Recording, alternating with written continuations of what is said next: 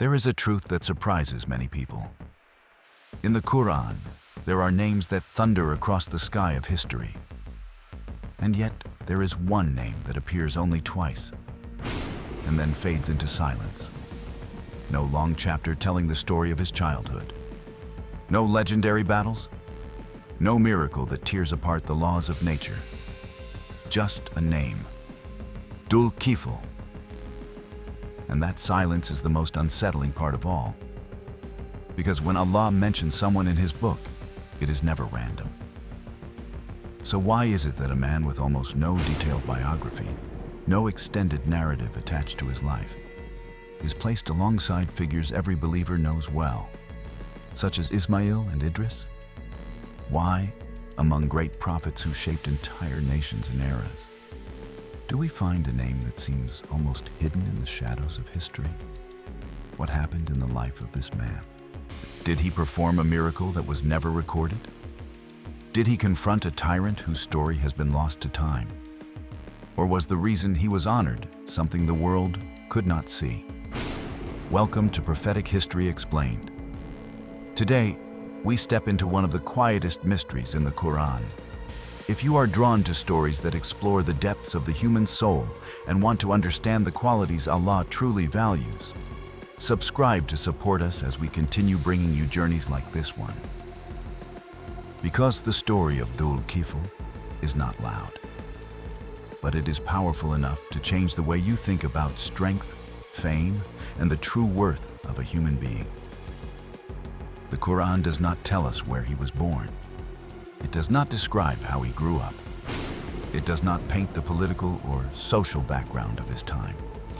His name is mentioned only twice, yet each time it is accompanied by two titles that should make any thoughtful heart pause. Allah calls him one of those who are patient, al-sabirin. Not merely someone who endured a single hardship, but someone who lived an entire life in a state of sabr. Sabr is not passive silence. Sabr is discipline of the soul. It is inner stability when everything around you is shaking. Then Allah calls him one of the chosen, al-akhyar. This title is not for ordinary people. It is not for fame. It is not for power. It is for souls whose sincerity has been refined through trials until they become a selection of Allah Himself. Pause and think about that. A man placed beside Ismail and Idris. A man given two weighty titles like these. Yet we know almost nothing about his life. What does that mean? Perhaps the first message is hidden in that absence of detail. The world measures value by echo, by how many people know your name, by victories that are recorded. But the Qur'an teaches us that some lives do not need long histories to be honored. They need only one quality deep enough to be certified by Allah. For centuries, scholars have debated whether Dhul-Kifl was a prophet or a righteous servant elevated in rank. Some argue that being mentioned alongside Ismail and Idris clearly indicates prophethood. Others point out that the Qur'an does not explicitly state that, and his nobility does not depend on a title to be complete. But perhaps the more important question is not what title he carried. The real question is who he became for Allah to mention his name. There is a kind of greatness that makes empires tremble, and then there is another kind, quieter, that makes no noise on earth but leaves its mark in the unseen. Dhul-Kifl belongs to the second kind. His life may not have shaken the map of the world, but it certainly shook the world inside himself. And perhaps that is exactly what Allah wants us to see. If you search the Qur'an for stories of seas splitting open, of fire becoming cool, or of kingdoms granted to powerful rulers, you will find many. But when the Qur'an speaks briefly about a man and attaches to him two noble titles, it forces us to ask, what quality in him was worthy of eternal revelation? That is where this journey truly begins. Because the story of Dhul-Kifl is not about what he did for the world to witness. It is about what he did within himself. And once you understand that, you realize that what makes someone beloved to Allah is not the scale of their actions, but the depth of their heart. And this mystery, we have only begun to touch its surface. There are promises spoken in emotional moments that fade with time. And there are promises spoken like a sentence a person signs upon their own soul. The vow of Dhul-Kifl belonged to the second kind. When the leader of his time felt he no longer had the strength to carry responsibility, he did not look for someone with a powerful voice or noble lineage. Instead, he set 3 conditions that sounded simple, but were in truth 3 chains binding the ego of anyone who dared accept. Never become angry, pray throughout the night, and fast every day. These were not ceremonial tasks. They were 3 blades pointed directly at human instinct. What does it mean to never become angry? It does not mean never feeling irritation. It does not mean lacking emotion. It means that when anger rises, when hot words are ready to burst from your lips, you restrain them. Anger is the ego's fastest reflex when it feels challenged. Someone insults you, you want to retaliate. Someone opposes you, you want to overpower them. Not becoming angry does not mean weakness. On the contrary, it is a form of strength most people never reach. To control anger, you must first recognize it, then rise above it. Praying at night was the second trial. During the day, a person can display piety in front of others. But at night, when no one is watching, when the body is exhausted, that is when sincerity is tested. To stand in prayer not for people's eyes, but for the gaze of Allah. To choose, again and again, between sleep and connection with the Creator. Fasting every day was the third trial. Hunger makes a person sensitive, irritable, impatient.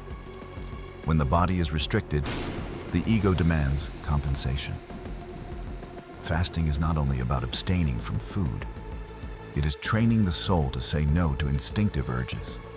It is discipline sustained not for a day, but every single day. Together, these 3 conditions formed a complete structure of self-mastery. Control of emotion, control of desire, and constant spiritual connection. This was not the standard of an ordinary leader. It was the standard of someone ready to place Allah above himself in even the smallest decision. When the crowd fell silent before those conditions, it was no surprise. Most of us are willing to promise grand things, but hesitate before small disciplines repeated daily. The vow not to become angry sounds simple, until someone provokes you. The vow to pray at night sounds easy, until exhaustion sets in. The vow to fast every day sounds noble, until hunger makes your hands tremble. Dhul-Kifl stepped forward in that silence. He did not deliver a long speech. He did not persuade the crowd. He simply accepted the responsibility. In that moment, he did not just accept a position.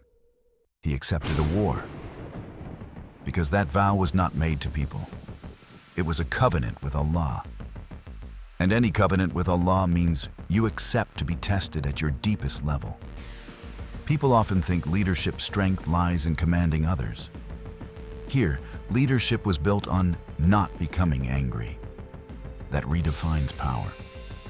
Power is not control over others. It is control over yourself. From a psychological perspective, an anger is the ego's defense when it feels threatened.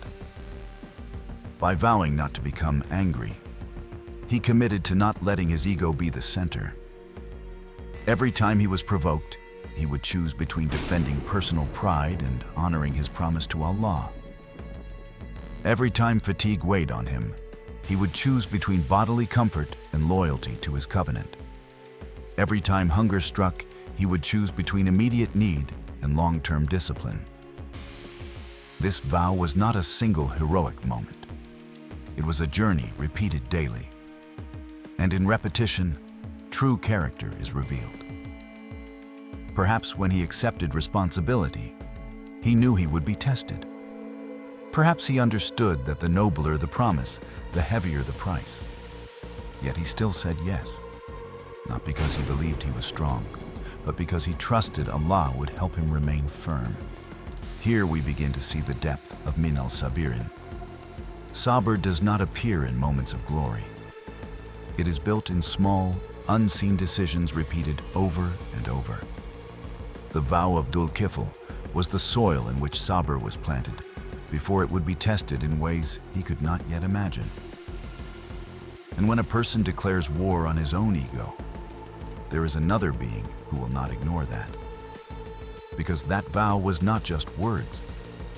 It was a challenge to every temptation waiting ahead. If the vow was the doorway into battle, the test was how that battle began.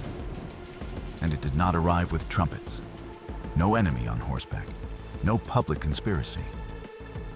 The test came in the most ordinary form, a knock on the door. After a long day judging disputes and settling conflicts, fasting and knowing he would rise again for night prayer, exhaustion weighed heavily on him.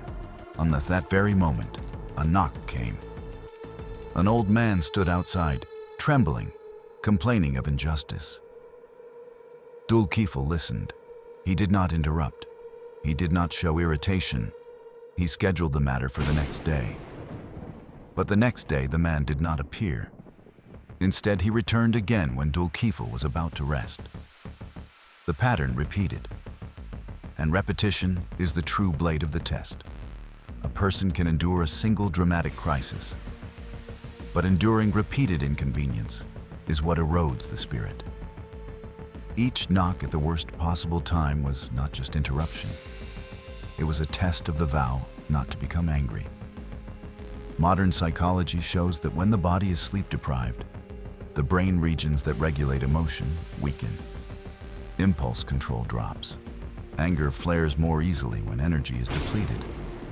Iblis understands human nature deeply. He did not need a grand temptation. He only needed to wait until patience wore thin. Sleep deprivation clouds thinking, weighs on the heart, makes small problems feel enormous. A repeated complaint and exhaustion can make an ordinary person explode. And that is precisely where the test was aimed. The test did not target grand morality. It targeted the smallest reaction, a sharp look, a raised voice, one impatient word, one crack would shatter the vow. Day after day, the knock came at the worst moment. Each time, he rose. Not because he felt no irritation, not because he was not tired, but because he had promised. He was not fighting the old man. He was fighting his own reaction. Each time he listened, he placed his promise to Allah above personal comfort. Iblis is patient. He does not destroy a person in a single blow.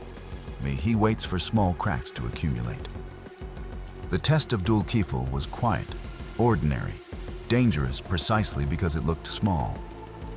Many people can speak about patience in theory, yet fail in small irritations.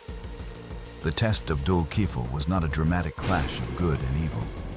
It was a series of ordinary moments, and that made it powerful. Each knock asked the same question: will you keep your promise? Will you master your anger? Will you be patient when no one sees? In the darkness of sleepless nights, a battle unfolded unseen except by Allah. And in those silent battles, Sabr became not just a title, but a living reality. After many days, he ordered strict guarding of his room. This time, he needed rest. No one was allowed inside. Yet a sound came from within the room. The old man stood there, with no visible way of entering. It was not panic. It was realization. All the interruptions connected. This was no ordinary man. He asked, "Who are you?"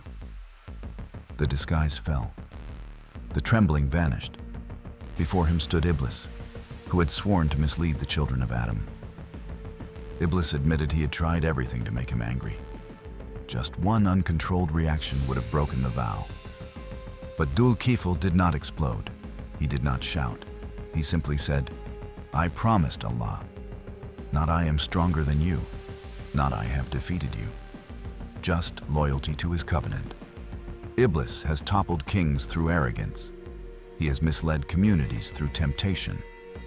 But what he hates most is consistency. His strategies rely on reaction. When a person does not react as expected, the strategy collapses. The victory of Dhul-Kifl was not dramatic. Iblis vanished. No spectacle, but the silence itself highlighted the nature of the triumph. Victory is not forcing the enemy to kneel. It is refusing to be controlled. Dhul-Kifl, literally, the one who fulfills his commitment. Not the one who makes empty promises. Not the one who stands firm in comfort, but collapses in trial. The one who keeps his word when no one sees except Allah and the unseen enemy. Perhaps no historian recorded that moment. But Allah mentioned his name in the Qur'an, and that is enough. Sometimes the greatest thing a human being can do is not to change the world around him, but to refuse to let the world inside him collapse. The story of Dhul-Kifl ends not with an earthquake, but with a quiet truth. Sabr is not weakness, it is power. Not power over others, but power that keeps the soul steady in invisible storms. When Allah calls him one of the patient, it is confirmation of a life built on inner discipline. Sabr here is not silent helplessness. It is conscious choice repeated daily.